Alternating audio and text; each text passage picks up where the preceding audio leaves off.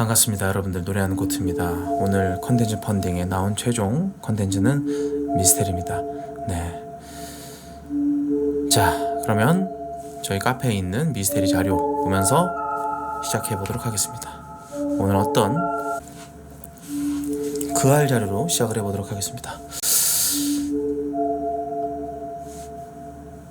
네, 첫 번째 미스테리. 그알 역대급 충격이라 방송 못 보는 사람도 많았던 사건.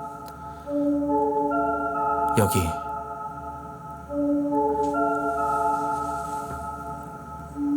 한 여성이 밝은 얼굴로 영정사진 속 안에 있습니다. 이 여성은 사망했습니다. 그리고 경찰서 앞에서 울부짖는 유가족들.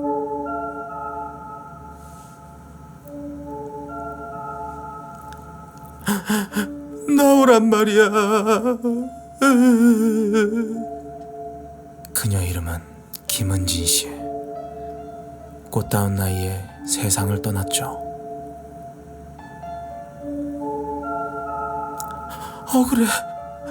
억울해서 어떻게 살아. 억울해서 눈도 못 감고 죽었어. 은진 씨는 놀랍게도 아파트 단지 이 자리에서 사망했습니다.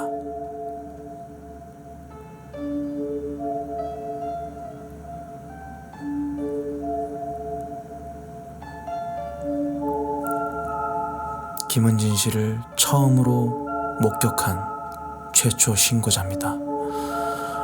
그때 제가 오전 10시 41분쯤에 아내가 깜짝 놀라서 누가 사람 살려달라고 소리친다고 그런 얘기를 하더라고요. 그래서 얼른 나가서 봤더니 여성분이 쓰러져 있었습니다. 그리고 쓰러져 있는 주변엔 피가 좀 많이 나 있는 상황이었고요. 그리고 여기 목에 칼자국, 찢어진 자국이 있는데 이렇게 한 군데 몰려가지고 칼자국이 크게 나 있더라고요. 그녀의 마지막 목소리는 살려주세요.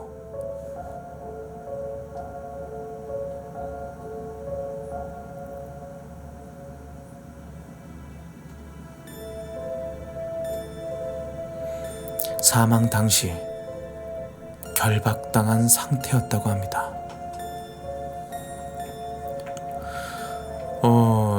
손이 뒤로 이렇게 묶여 있었고요. 케이블 타이 굵은 거 있잖아요. 산업용으로 쓰는. 네. 머리에는 복면을 쓰고 있었습니다. 이 신발 주머니 같이 생긴. 손이 이렇게 뒤로 묶여 있는 상태에서 복면이 씌워져 있었던 것이죠. 차림새는 운동복에다가 코트도 어디서 납치돼서 이렇게 왔나라는 생각이 들었어요. 안에는 트레이닝복을 입었고 겉에는 코트를 입고 있었습니다.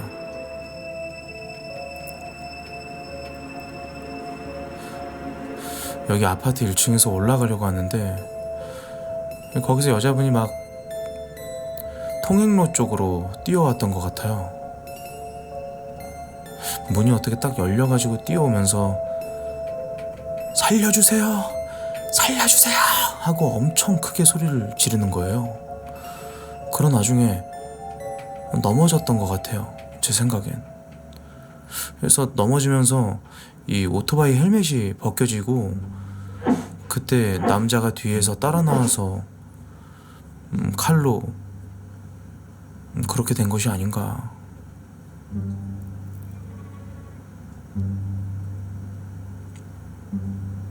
그녀의 사인은 상체 및 안면부, 머리에 10군데 이상의 열상이 확인이 되었다고 합니다.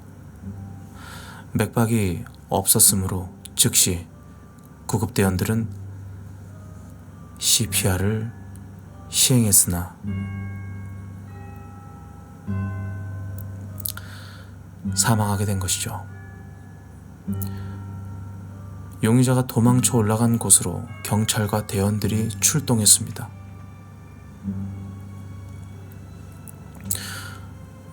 저희가 현장에 도착했을 때 1층에서는 저희 센터 대원분들이 에어매트를 전개하고 있는 상황이었습니다. 혹여나 뛰어내릴까 에어매트까지 깔아놓고 대기하고 있었던 상황. 문이 개방했을 때 정면에서 용의자가 목을 메고 있던 게 바로 보였거든요. 전 그때 죽었구나. 뭐 그런 생각을 했습니다. 용의자는 목을 매달고 사망했습니다. 그녀의 유족들입니다. 너무 힘든데 제가 정신을 놓으면 안 될 것 같아서 정말 이를 악물고 지금 버티고 있는 거예요. 억울한 우리 딸을 위해서. 이 사건이 묻히지 않길 바라며 유가족은 은진 씨의 신상을 공개했습니다. 사망 당시 그녀의 나이는 32살. 무슨 일이 있었을까요? 전 남자친구 이준호라는 사람이 있었어요. 제 생각엔 그 사람이 죽인 것 같아요.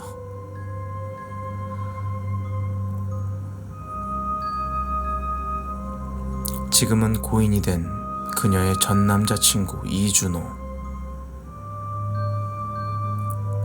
당시 34살이었습니다. 은진 씨와 이준호는 사귀고 알게 된 지 7년.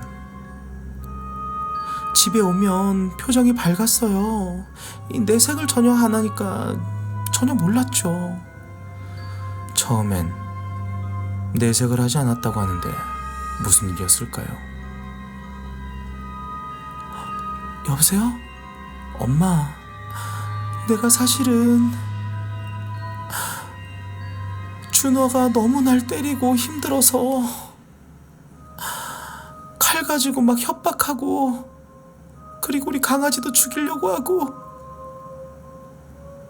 충격적인 내용의 전화통화. 그래서 신고해서 잠옷을 입은 채로 반려견만 안고 빠져나왔다고 그러더라고요. 잘 아는 분이 있거든요. 그분이 숙소를 마련해줘서 피신해 있었어요. 은진 씨는 전 남친을 피해 다른 숙소에서 숨어 지내던 상황이었습니다.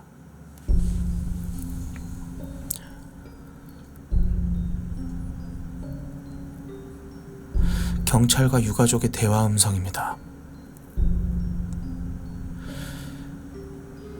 은진 씨가 아마 외출하러 나오셨던 것 같아요.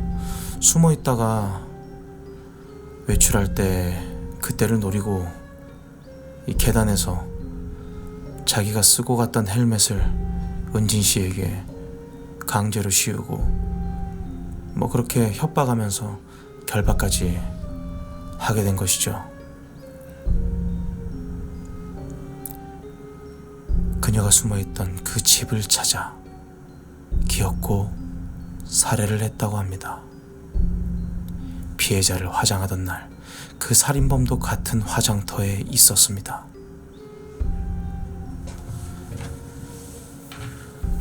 고 김은진 씨의 동생입니다. 그걸 보고 최대한 마주치지 않으려고 했는데 저희 이모가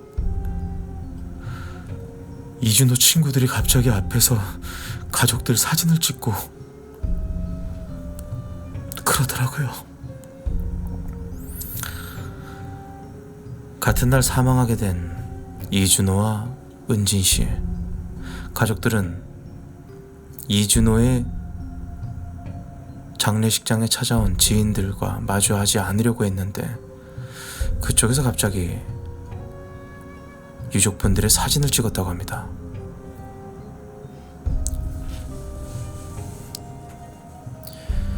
이준호의 친구들이 유족들을 사진 찍는 장면입니다.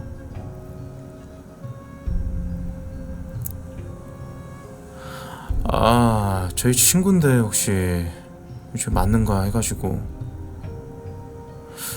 그것이 알고 싶다 제작진 맞으시죠?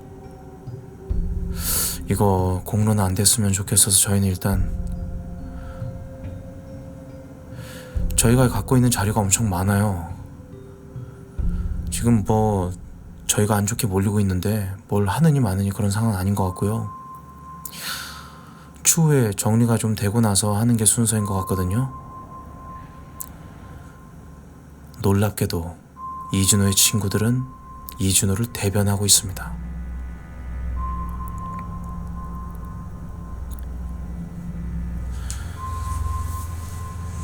고 김은진 씨의 직장 동료 박재환 씨는 그녀의 사망에 대해 이렇게 얘기합니다. 나이에 못지않게 직장 사람들하고 관계도 너무 좋았어요. 피해자 은진 씨는 어디서든 인정받는 사람이었다고 합니다. 주변 사람들에게 이쁨도 많이 받고 귀여움도 많았어요. 일이 굉장히 많았던 업소인데도 불구하고 구김살 한 번 없이 힘들다는 그런 내색조차 안 했어요. 참 도전적이고 끈기 있고 그런 열심히 했던 아이였어요. 우리 딸이 너무 예뻤어요. 애교도 많아요. 제가 언제는 듣도 보도 못한 음식을 항상 차려가지고 무슨 생일상처럼 그렇게 저희도 많이 챙겨줬어요. 그런 딸 없어요. 착하고 배려 깊은 은진씨.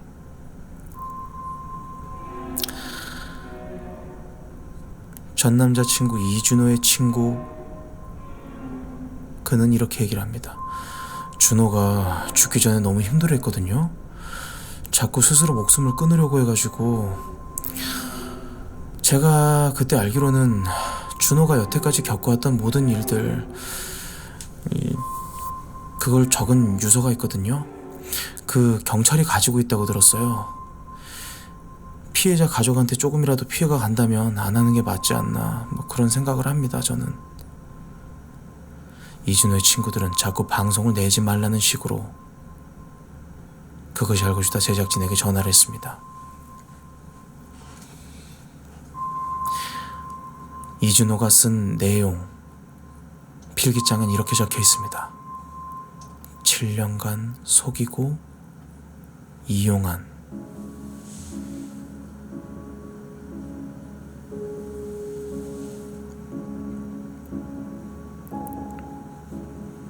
네 혀.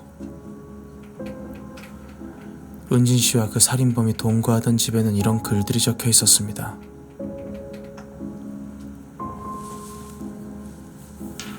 사랑을 가정한 더러운. 비속어도 좀 적혀 있었습니다. 가정집에 각종 끈이며 이상한 도구들이 있습니다. 사람을 결박할 때나 쓰일 법한 그런 끈과 카라비너가 있었습니다.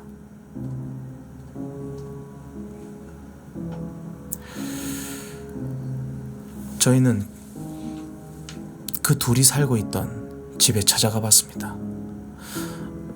저기 케이블 타이 올려져 있구만. 이거는 칼 가는 물건인데? 여기 보면 칼을 갈았던 흔적이 있네. 이준호는 같이 살고 있던 집에서 칼을 갈고 있었습니다. 고 김은진 씨의 동생은 이렇게 얘기를 합니다. 컴퓨터에 있는 내용 보니까 저희 누나 컴퓨터가 맞는 것 같습니다. 그리고 뻔뻔하게도 은진 씨의 부모님에게 쓴 내용의 편지가 있었습니다. 자세한 내용은 알려드릴 수 없습니다만 은진이 부모님에게, 은진이에게 2017년부터 2025년 3월까지 김은진과 이준호에 대한 사실이다. 누군가 상처 주고 흉을 보기 위해 작성한 것이 아니라 끝내 나는 도울 수 없음에 도와달라고 내가 할 수 있는 게 이것뿐이다. 은진이는 요리사 일을 병행하며 나와 살면서 가본 적 없는 모텔을 모르는 상대방과 드나들었다. 은진이 아버님, 어머님, 이번엔 부모님이 은진이 도와주셔야 됩니다. 불법적인 일을 하고 손님이었던 남자와 같이 살며 그 손님이 금전이나 정신적으로 지원을 해준 것 같습니다. 나에게도 정리하고 갈 수 있는 기회를 주지 그랬니? 단지 네가 무슨 이유에서인지 안 좋은 일을 한다는 게 너무 슬펐어. 은진아, 너 인생은 빛날 거야. 빛나는 인생을 살아가.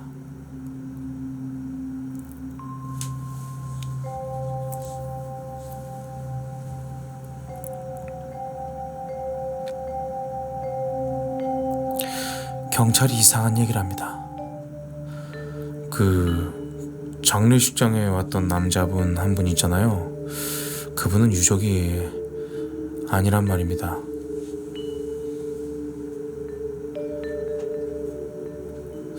저는 그래서 더 답답한 게 그 남자가 자꾸 부모를 부추겨서 이런 식으로 계속 조장을 하니까 한번 사실관계를 명확하게 파악해 주셔야 돼요.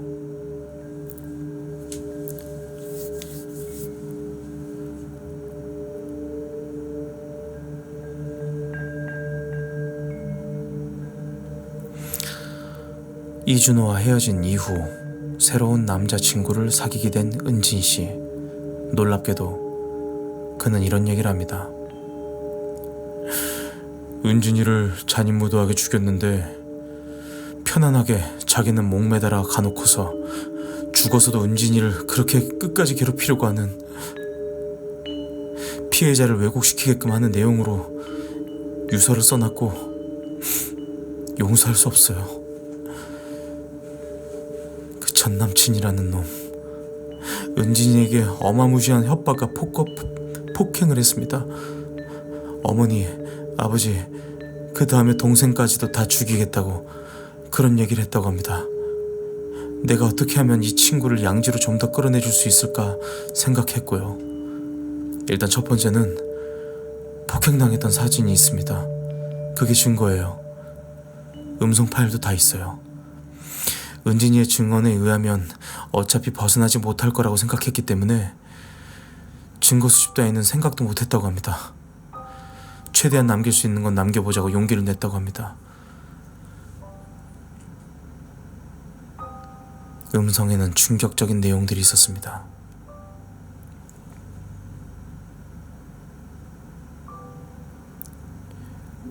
음성 파일에는 둘의 또렷한 대화 내용이 있습니다.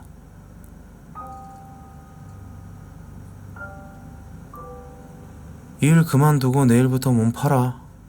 아니? 오늘부터 문자 보고 내가 직접 들어가는 손님까지 확인할게. 대답 안 해? 안 할래. 내가 정말 죽어도 하기 싫어. 너 말 잘하네 지금.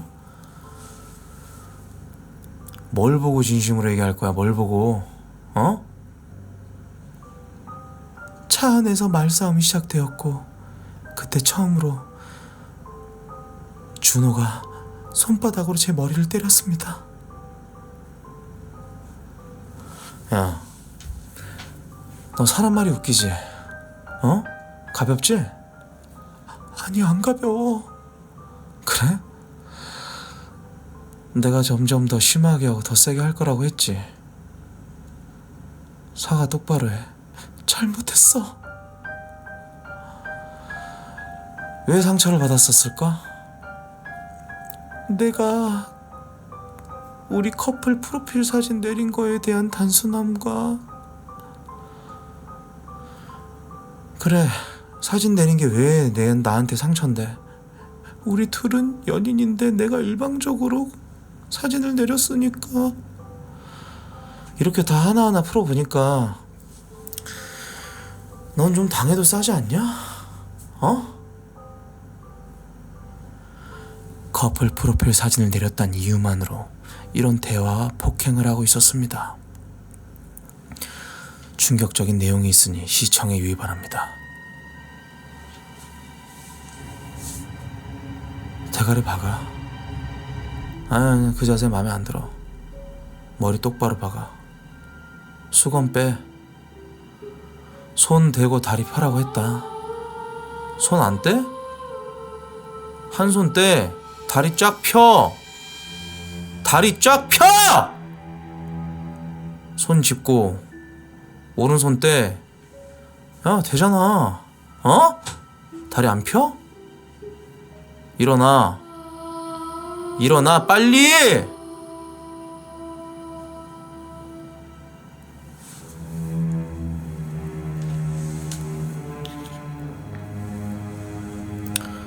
오자마자 옷 갈아입고 자기가 할 거부터 하고 집에 들어오자마자 네 할 거부터 한다? 씨발 진짜.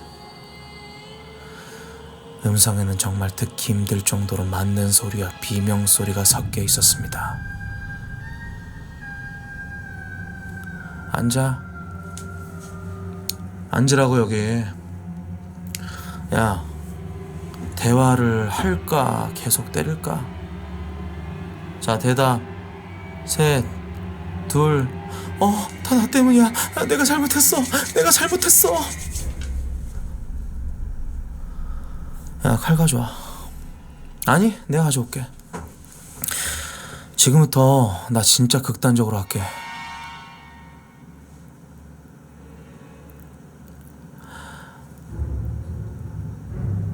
그녀의 병원 진단서 기록입니다. 2024년 4월 치아의 상세불명 파절, 상세불명의 턱관절 장애. 24년 7월 타인에 의한 폭행, 우측 갈비뼈 미세골절.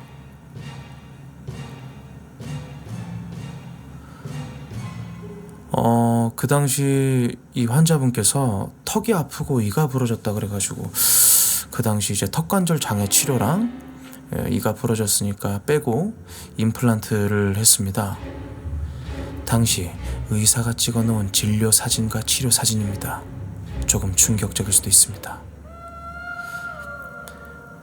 은진 씨는 볼이 다 부은 상태로 그렇게 병원에 왔다고 합니다. 입 안에 점막이 깊게 상처가 나 있는 상태로 병원에 방문했던 은진 씨. 그녀의 볼은 무척이나 부어 있었습니다. 수많은 멍자국, 폭행의 흔적.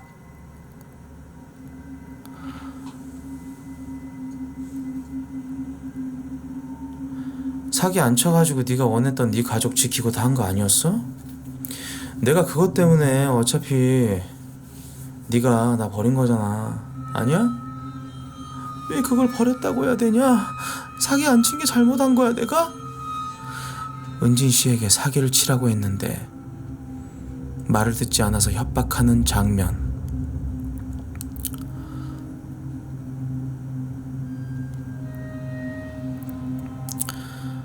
사기 안 친 건 잘못한 게 아닌데 사기가 나쁜 거니까 일반적으로는. 근데 네가 내가 시키는 거 이렇게 안 하면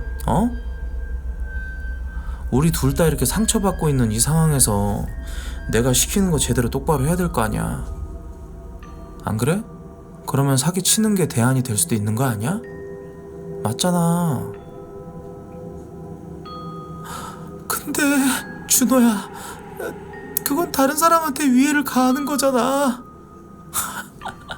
안 해? 할 수 없어.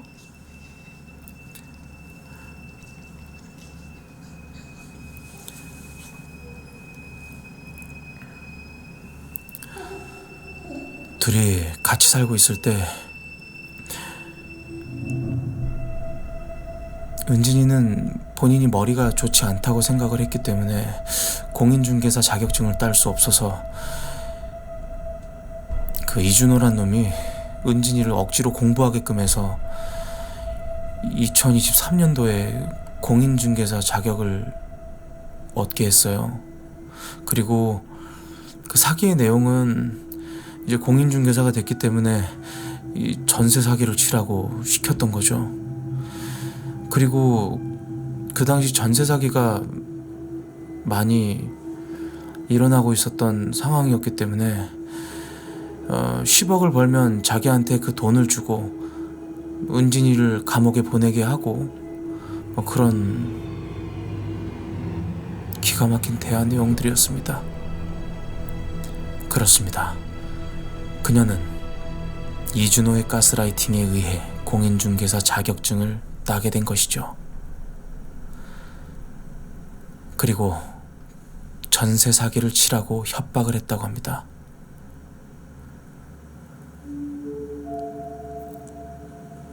원치 않았던 범죄를 종용하는 이준호에게 거부 반응을 일으키니 그 이후로 계속 폭행은 이어졌다고 합니다. 은진아, 너는 식당 일을 왜 하니? 그 힘든 일을. 은진이가 식당에 계속 나가는 거예요. 배달 아르바이트까지 하더라고요. 뭐가 그렇게 힘들었을까? 물어봤죠. 아니 왜 식당 일을 하면서까지 아르바이트를 뛰냐고. 돈이 그렇게 부족하냐고. 그러니까 엄마 안 힘들어. 나 괜찮아. 힘들면 내가 이 일 못하지. 그렇게 절 안심시켰어요. 고진 식당 일을 하고 또 배달 일을 하며 하루 종일 돈을 벌어야 했던 은진 씨. 야, 사기치는 게 싫으면은 다른 식으로 돈 벌어오면 될 거 아니야. 어?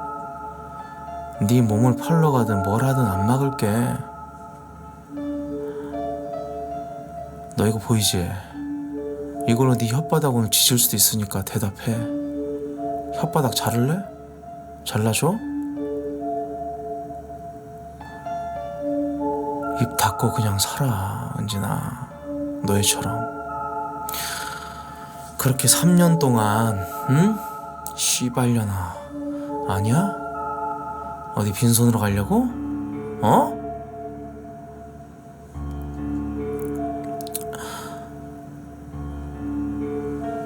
오빠, 사기 안 치는 대신 3년 동안 오빠 하고 싶은 대로 다 한다고 했으니까 이제 그만해.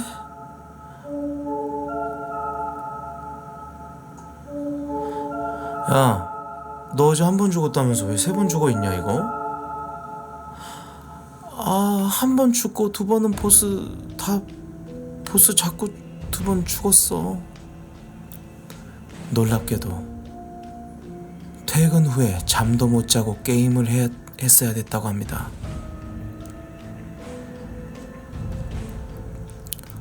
야, 보상 안 돌았는데? 거짓말 하지마, 쌍년아. 그러니까 어디서 변명질이야. 재수없게 헛소리하고 있어. 시간 다 적혀있는데. 어?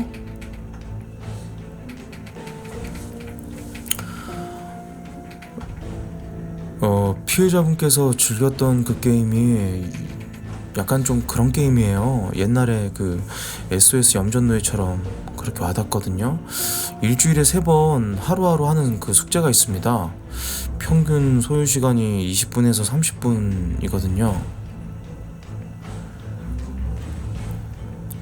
은진씨가 강제로 했던 게임이 모니터에 나와있네요.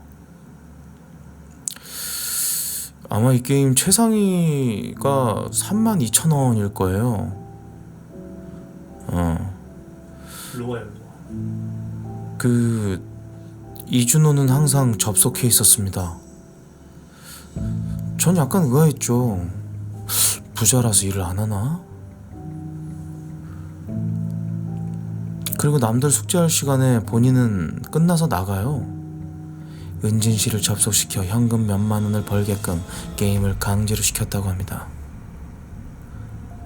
은진이가 집에만 오면요 잠을 그렇게 자요. 잠자다가 밤 10시나 되면 가야 된다고. 착취당했던 은진 씨는 집에만 오면 잠만 잤다고 합니다.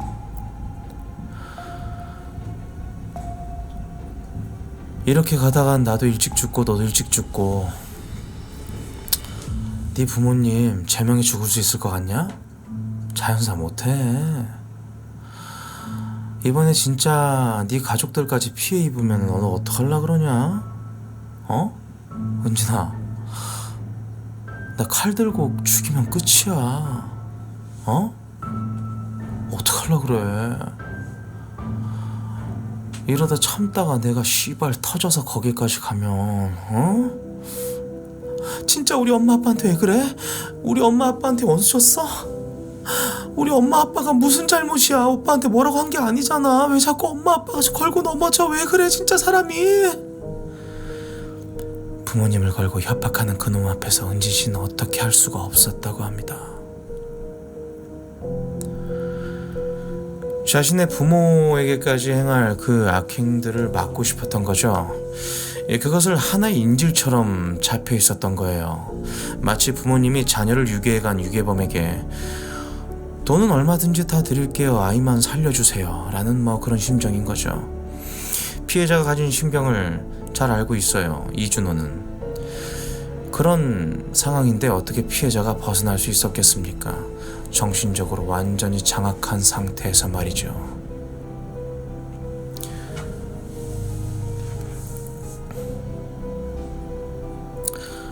제가 어느 날 그놈에게 전화를 받았어요. 김은진 씨 엄마 되십니까? 그러더라고요. 그래서 제가 전화를 받았는데 따님이 자살 소동이 있어가지고 병원에 누워있더라고요. 그래서 물어봤죠. 생일인데 왜 자살 시도했냐고요. 그때 그러더라고요. 엄마, 아니 그냥 사는 게 재미가 없어서. 목숨을 끊으려 했던 은진씨. 그때도 그런 협박당한 내용을 말 안 하고 그냥 사는 게 재미가 없어서 라는 말만 했었다고 합니다.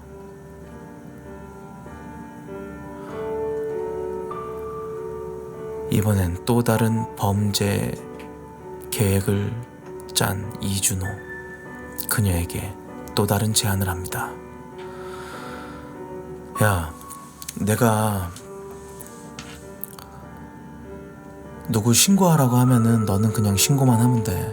도망갈 생각하지 말고. 알았지?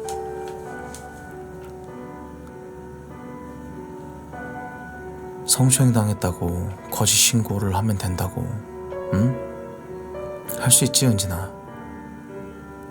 너 내 말 안 들으면 네 개새끼 한 대 때릴까?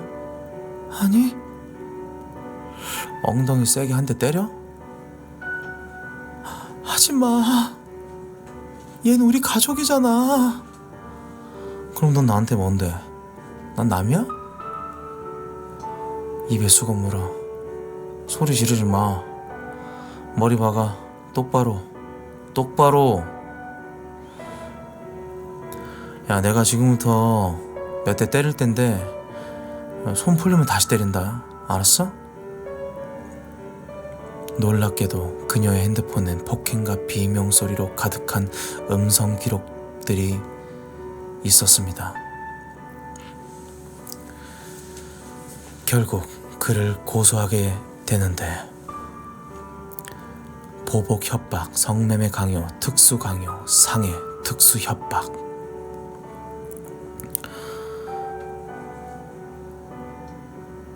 피해자에게 협박 메일이 왔었어요. 저와 은진이가 잘 사귀고 있었는데 그 새끼가 저한테 협박 문자를 했었더라고요. 내용은 김은진 씨 오피스텔 위치 근처 주소를 남기기까지로 알고 있다고 그렇게 은진이가 살고 있는 오피스텔 주소를 보내더라고요.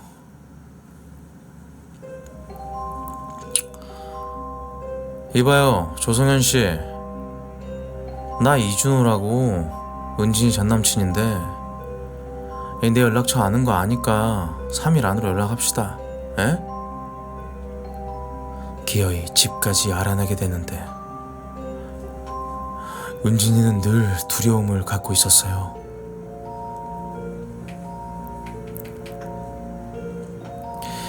이 피해자분은 피해자가 이준호란 사람은요, 이 피해자가 없이는 살 수 없는 수준에 이르렀을 가능성이 높아요. 아마 거의 뭐 공생관계처럼 기생충인 거예요, 한마디로. 기생충인데 주인인 양 하는 기생충. 이 숙주가 없으면 기생충은 살아갈 수 없잖아요. 이 사람한테 이 여성을 원위치 시키고 싶었을 거예요. 협박하고 폭행하면 따라올 거라고 생각했을 것 같아요. 이 가해자 입장에선 두 가지 시나리오가 있었을 텐데, 이 은진 씨가 도망을 갔잖아요. 고소까지 하고. 그 부분에 대해서 전혀 감정이 컨트롤이 안 되는 거죠. 그래서 그렇게 된 거라고 봐야죠. 그 상대방이 없으면 본인의 삶을 살아갈 수가 없어요. 그러니까 상대방이 떠나려고 하는 거를 폭력적인 방법을 동원해서라도 끌어당기려고 하는 거죠. 이런 특성은 저희 정신과에선 자기애성 인격장애라고 칭하고 있습니다. 아주 이런 부분이 도드라지게 느껴져요. 이 가해자의 범행의 모든 동기에는 이 피해자는 나를 절대로 벗어날 수 없어, 뭐 이런 기저에 이런 것들이 깔려 있는 것이죠. 협박하는 내용이 그냥 단순히 너를 어떻게 하겠다는 정도가 아니에요. 너를 죽여버리겠다. 굉장히 안타깝습니다. 선량한 분이 가해자로부터 벗어나지 못하고 너무 안 좋은 방법으로 삶을 마감하게 돼서 말이죠.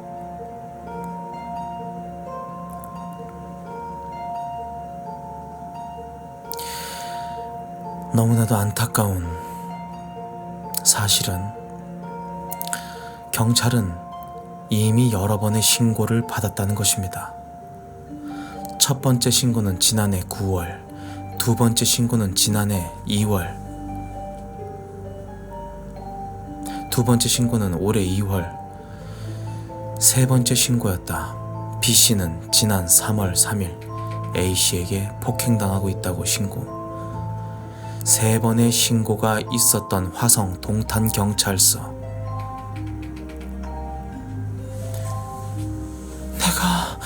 내가 앞으로도 잘할게. 우리 가족 건드리지 마. 내가 진짜 잘할게. 내가 죽은 것처럼 잘할게. 아니, 너 죽기 전에 죽을 만큼 힘든 감정을 느껴보고 싶지? 살아있는데 죽은 것 같은 감정 한번 느껴볼래? 아니. 경찰이 살고 있던 집을 찾아왔을 때 음성 내용입니다. 왜요? 경찰분들이 왜 찾아오셨죠? 경찰 진짜 맞아요? 무슨 일이신데요? 신고받고 찾아왔습니다. 그냥 저희 싸우는 거요? 예, 싸웠어요, 저희. 들어오세요. 예, 그냥 단순하게 저희가 싸웠는데 좀 목소리가 커지고 이렇게 좀 언성이 좀 높아지고 하다 보니까. 야, 은진아, 너가 말해. 경찰 왔어. 누가 신고했나봐.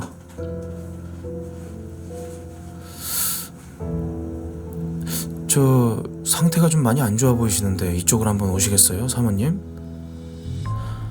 아니, 다른 얘기 하지 마시고 그냥 여기서 얘기하시죠. 남자 직원분이랑 잠깐 얘기 좀 하시고, 그 남자친구분은 조금, 저희 얘기 한번 들어볼게요. 뭔 얘기를 하라는 거야. 얘기를 분리해서 해. 뭐 때문에 다투셨죠? 아, 제가 저번에 엿먹어서 그래요, 경찰한테. 아, 내가 경찰하고 얘기하고 싶지가 않은데 별일 없어요. 그냥 가시라고요. 에?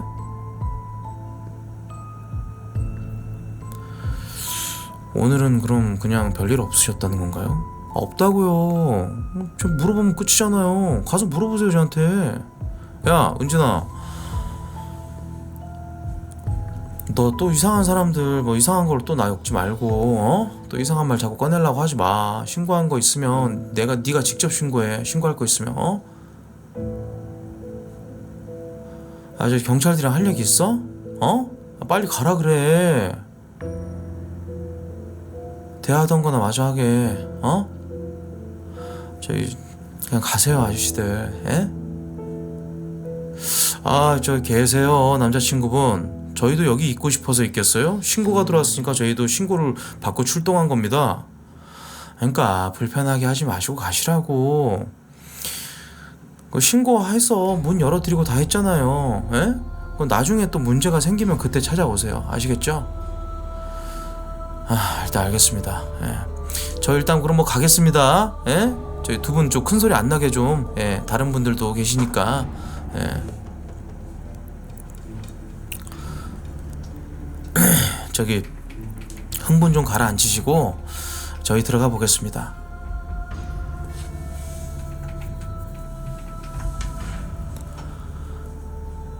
경찰이 나가고 나서의 음성 대화 내역입니다.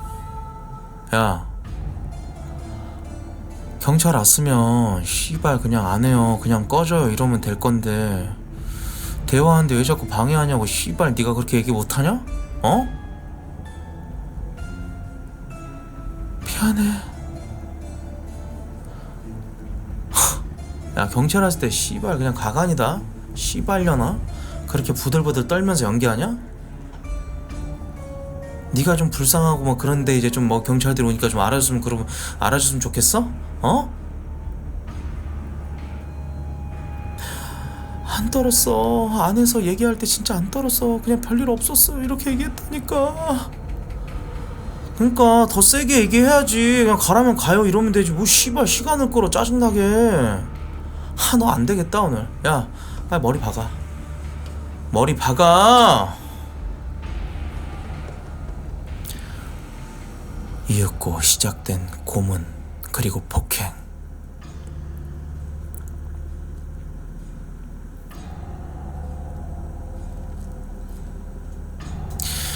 이 경찰들이 그렇게 된 것 같아요. 신고가 들어갔을 때 이 둘의 싸움을 너무 가볍게 본 것이죠.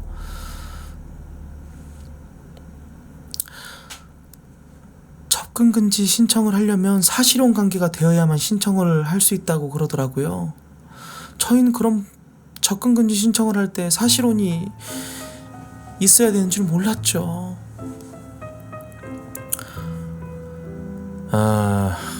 법적으로 교제폭력은 접근금지 제도가 없습니다.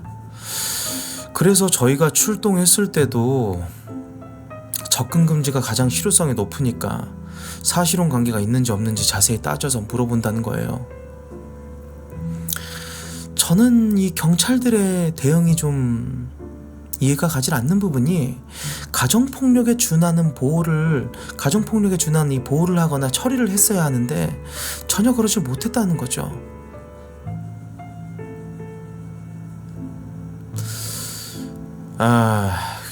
저희 입장에서도 완전히 이제 분리가 돼 있는 상태였었기 때문에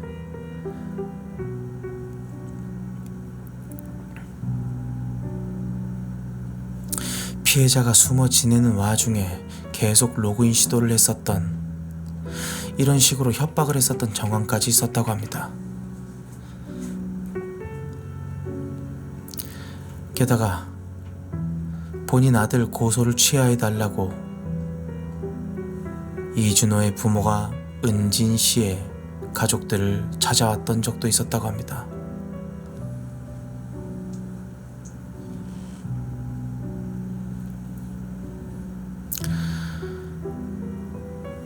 참으로 안타까운 경찰의 대응에 대한 내용입니다. 이은진 씨 되시죠? 아, 김은진 씨 되시죠? 저기 안전조치는 종료하고요. 그 스마트워치는 좀 반납을 해주시면 될 것 같습니다. 스마트워치 반납하는 거 기간이 있나요? 정해져 있어요? 기간은 없지만 저희가 한정된 기계라서요. 그게 어제 다른 사람도 써야 되는데 이게 기계 수량이 정해져 있어가지고 좀 반납해 줘야 될 것 같습니다. 아, 근데 네, 흥신소를 막 붙여가지고 제 위치를 알아낸다거나 뭐 이런 사진이랑 이런 거 다 갖고 있고 네가 어디 있는지 다 알고 있다 막 이런 내용으로 제가 협박당하고 있거든요. 집 밖에 나가지를 못해요. 그 다음에 자기 부모님 시켜가지고 저희 부모님도 찾아왔고 막 그랬었어요. 아, 근데 지금 저희 3달째 안전조치 연장 중이셔가지고 그 안에는 뭐 이렇게 특별히 뭐 피해 받으신 상황이 없잖아요. 예. 죄송하지만 다음 달에는 연장이 불가할 수도 있어요.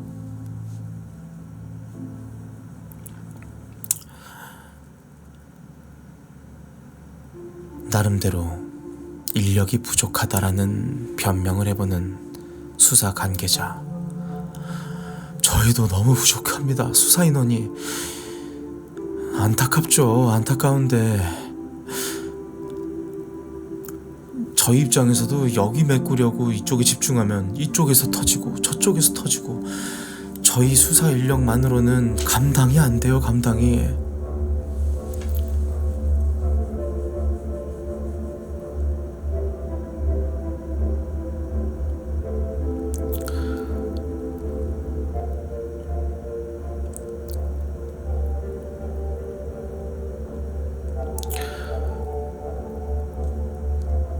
담당 경찰관이 하는 말이 진술서랑 증거 자료가 되게 준비가 잘 돼 있었다. 당시에 그렇게 은진 씨는 경찰들에게 이야기를 들었었습니다. 녹취록도 들어보고 이 진술서에 나와 있는 내용, 고소장 이것에 대해서 면밀하게 검토를 해보고 정말인지 한번 들어보고 바로 수사에 착수하겠다고 그렇게 김은진 씨를 안심시켰습니다. 근데요, 4월 28일까지 경찰들은 김은진 씨에게 연락 한 통 없었어요. 그래서 29일 전화를 했어요. 근데 통화가 안 돼 문자가 온 겁니다. 자기 인사 발령으로 딴 데 간다고.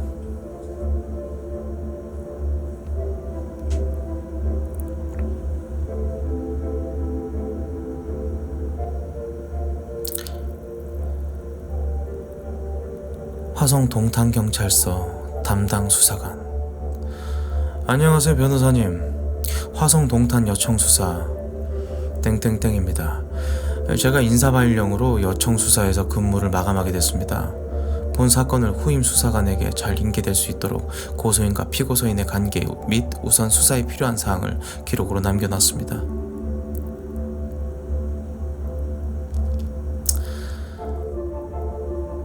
국회 입법조사연구관. 그녀는 이 사건에 대해 이런 이야기를 합니다. 이건 이 고소인이 제출한 자료의 앞부분만 살짝만 들어봤어도 상당히 위험하고 무슨 일이 일어날 것만 같은 정말 그런 긴박한 내용들이, 충격적인 내용들이 들어있었어요. 앞부분을 조금만 들어봤더라도 이 수사관이 이렇게 안일하게 대응할 리가 없어요. 이걸 못 알아차렸다면 너무나 무지한 게 아닐까요? 알아차렸음에도 불구하고 놔뒀다면 이건 고의적인 거예요. 그 당시 담당 수사관은 책임을 져야 되는 겁니다. 경찰서에서 굉장히 경미한 사건으로 그냥 미뤄둔 거예요. 제쳐둔 거죠.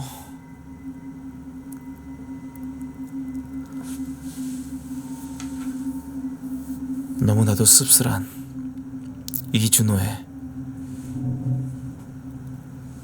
음성 내용입니다. 은진아, 내가 너한테 계속 그랬지. 경찰에 너 안 도와준다고. 내가 말했잖아. 너무나도 안타까운 김은진 씨의 생전 음성입니다. 그럼 난 누가 도와줘?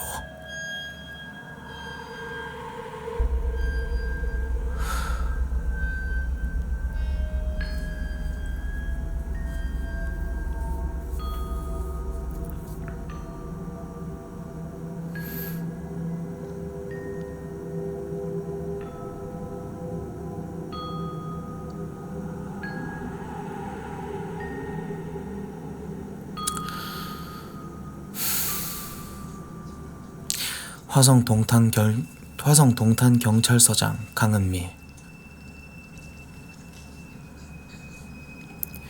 피해자가 112 신고 후에 고소장과 피해 상황 관련 녹취록을 제출하였고 가해자 접근 시도 정황을 경찰에게 알렸음에도 불구하고 범죄 혐의의 중대성과 가해자 재범 위험성을 간과하여 추가 안전 조치 등을 취하지 않았으며 사건 수사 역시 신속히 진행하지 않았습니다. 이 사건으로 유명을 달리하신 고인의 명복을 빌며 유가족분께 깊은 사과의 그리고 위로의 말씀을 드립니다. 죄송합니다. 은진 씨를 몇 년 동안 고문 수준의 폭행, 착취 이것들이 얼마나 많이 힘드셨을지 진짜 관련 문제로 신고해본 사람들은 얼마나 두려운지 다 아는 사건. 믿음도 안 가고 날 누가 보호해주나 싶고 이 사건 너무나도 안타깝습니다. 그녀는 당시 얼마나 힘들었을까요? 김은진 씨의 삶과 고인의 명복을 빕니다.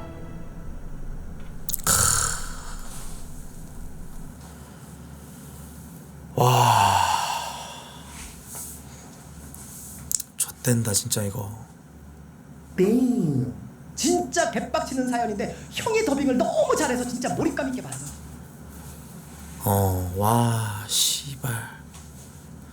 야, 근데 동탄경찰서 예전에도 좀 문제 많지 않았냐? 과거에 그 많이 나왔죠.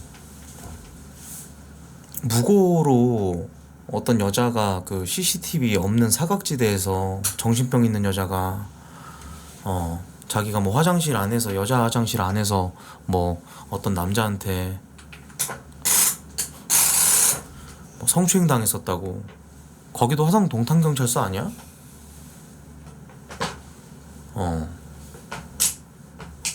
아니 또 사안이 사안이고 또 내용이 되게 실감나긴 하네요. 예.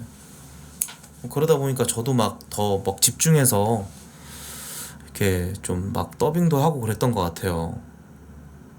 예. 좆된다 근데 진짜. 아 씨발. 개 씨발 새끼네 진짜. 존나 비겁한 새끼다. 나는 이준호란 새끼가 진짜 개 씨발 비겁한 새끼란 생각이 들어. 미친 새끼. 와, 사람을 어떻게 저렇게 부려먹냐. 배달 일하고 식당 일하고 거기다가 가스라이팅 존나 조져가지고 세상에. 야, 이게 저기 공인중개사 그거 아무나 못하는 건데 그것도 되게 공부 열심히 해야 되는 거야. 근데 그 공인중개사 자격증 따게 해가지고 전세 사기치게 만들어가지고 큰돈 만져보려고. 이미 사랑은 없었네. 아휴, 참 씨발. 빙. 이준호 가명 납골당 레이드 가실 분 구합니다.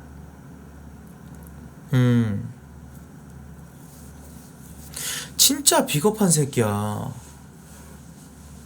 근데 이게 진짜 얼마나 이 정신적으로 아예 장악을 한 상태면은 사람을 저렇게까지 만들 수 있을까?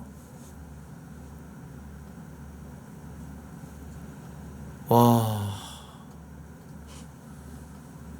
어디 피신해 있다가 집 밖에 잠깐 외출하러 가는 그 사이에 찰나에 계단 위에서 이렇게 서 있다가 아예 그냥 딱 죽이려고 찾아가가지고. 와, 미친 새끼 진짜. 그리고 저기 부모님한테 편지 썼던 것까지 하면 진짜 미친 새끼다 이 새끼 이준호. 친구들은 왜 사진을 왜 찍은 거지? 그 부분에 대해서 안 나왔어. 왜 안 나왔지?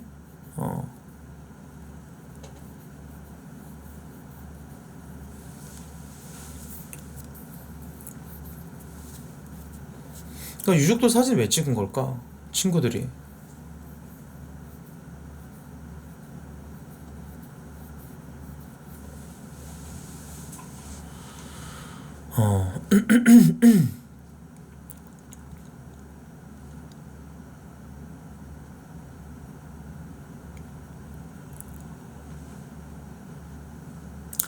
그러니까 얘가 범행의 수법이나 이런 것들이 되게 잔인무도하고 극악무도하지만 이 새끼가 은진 씨한테만 이제 자기 여자친구한테만 저렇게 할 뿐이지 나가서는 진짜 뭐 사람 좋은 척하고 막 겸손해 보이고 막 착한 이미지일 수도 있어. 되게 여자한테 저렇게 폭력을 일삼고 여자 패고 이런 새끼들이 주변 사람들한테는 아무렇지 않은 것처럼 그렇게 한다 보면은 만만하고 그래서 그런 거야. 그게 더 무서운 거지. 친구들이 그만큼 있었다는 게.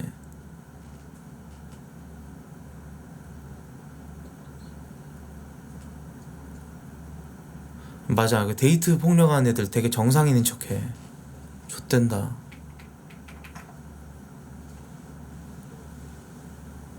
밖에선 사람 좋은 척하고 자기 여자한테는 저렇게 씨발 막 대가리 박으라 그러고 막 할 말 못할 말 가려서 못하고 미친놈이네.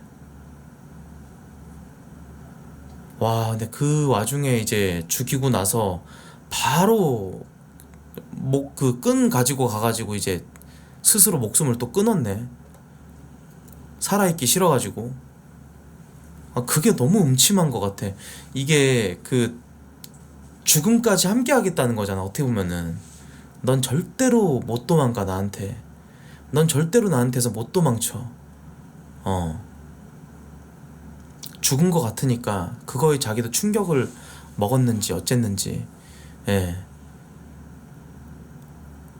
나도 따라갈게 하고 그냥 그 자리에서 바로 목매고 죽어버렸네. 와, 저승까지 쫓아가겠다는 거 아니야. 씨발. 와.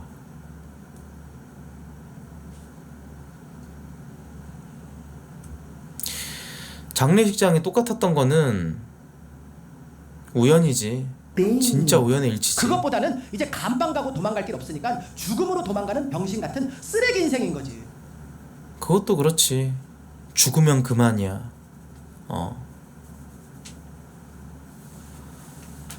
불쾌하다, 불쾌해. 이 사건.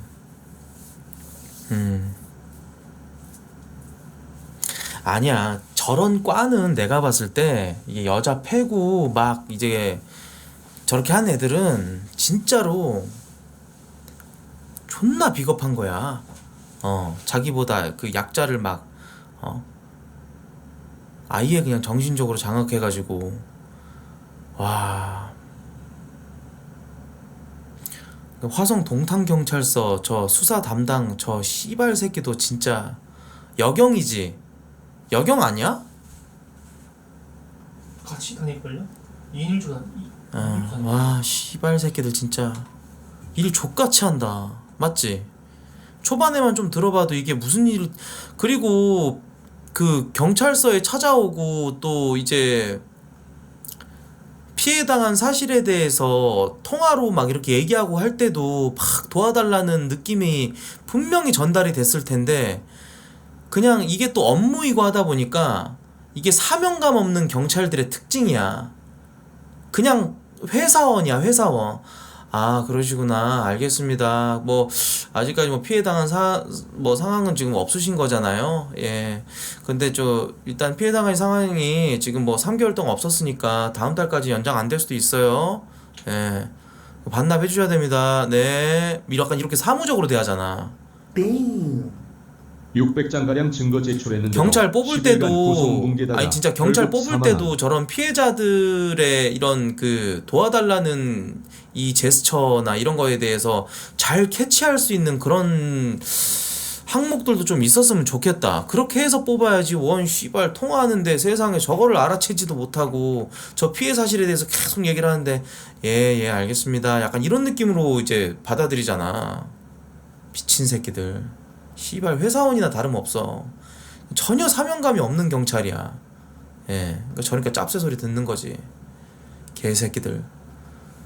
아휴 안타깝다 진짜. 예. 자 저기 미스테리는 여기까지 하도록 하겠습니다 여러분들. 녹화 종료하고요.